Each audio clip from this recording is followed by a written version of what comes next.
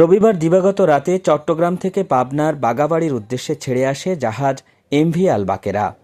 Urea সার বোঝাই করা এই জাহাজটি চাঁদপুর নৌসীমানায় আসলে ডাকাত দল জাহাজে ঢুকে অতর্কিত হামলা চালায়। তারা পৃথক স্টাফরুমে প্রবেশ করে ধারালো অস্ত্র দিয়ে জাহাজে থাকা নাবিক ও কর্মচারীদের শরীরের বিভিন্ন স্থানে আঘাত করে 5 জনকে হত্যা করে। সোমবার দুপুরে জাহাজের বিছানায় নিথর মরদেহগুলো পড়ে থাকে।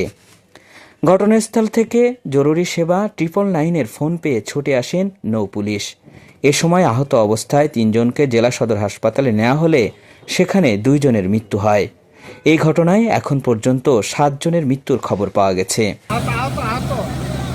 পুলিশ বলছে, জাহাজে ডাকাতি করতে বাধা দেওয়ায় দেশীয় অস্ত্র দিয়ে তাদেরকে কুপিয়ে হত্যা করা হয়েছে।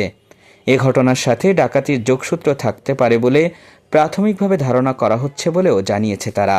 আমরা সংবাদ পেয়ে তাৎক্ষণিকভাবে চাঁদপুর নৌ পুলিশ অঞ্চল থেকে আমি আমার সাথে অতিরিক্ত পুলিশ সুপার এবং সহকারী পুলিশ সুপারকে নিয়ে আমরা হরিণাঘাট নৌ পুলিশ ফাঁড়িতে আসি এবং আগে থেকেই এখানে আমাদের একটি স্পিড বোট রেডি করা ছিল।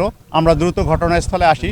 এসে আমরা ভিন্ন ভিন্ন রুমে 5টি লাশ শনাক্ত করি এবং 3 জনকে মুমূর্ষু অবস্থায় উদ্ধার করি এবং যেই 3 জনকে মুমূর্ষু অবস্থায় উদ্ধার করা হয় এদেরকে দ্রুত চিকিৎসার জন্য চাঁদপুর সদর হাসপাতালে প্রেরণ করা হয়। এই ঘটনায় যারা নিহত হয়েছেন তারা ওই জাহাজের নাবিক ও কর্মচারী বলে জানা গেছে।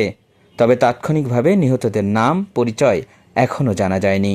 এই তথ্যটা বের করতে আমাদের সময় লাগবে। এটা কি একটা হত্যাকাণ্ড নাকি শুধুই ডাকাতি নাকি ভিন্ন কিছু, এমনও হতে পারে যে নিজেদের মধ্যেও অনেক সময় ব্যক্তিগত বিষয়কে কেন্দ্র করেও ঝামেলা হয় আর কি। আসলে এটা এই মুহূর্তে বলা সম্ভব না। এটা শুধু আমাদের তদন্তের পরই আমরা বলতে পারবো যে এই ঘটনাটা কেন ঘটেছে। আমরা অলরেডি আপনারা শুনেছেন যে এখানে 8 জন ছিল। আমরা যে পাশের যে জাহাজ আছে সেই জাহাজের মাস্টারের কাছ থেকে আমরা জেনেছি এবং যিনি একটু কোনোভাবে জীবিত ছিল সে হাতের ইশারায় বলেছে যে এখানে 8 জন ছিল। তার মধ্যে 7 জন অলরেডি মারা গিয়েছে, একজনকে আমরা ঢাকায় প্রেরণ করেছি, রেফার করেছি তার উন্নত চিকিৎসার জন্য।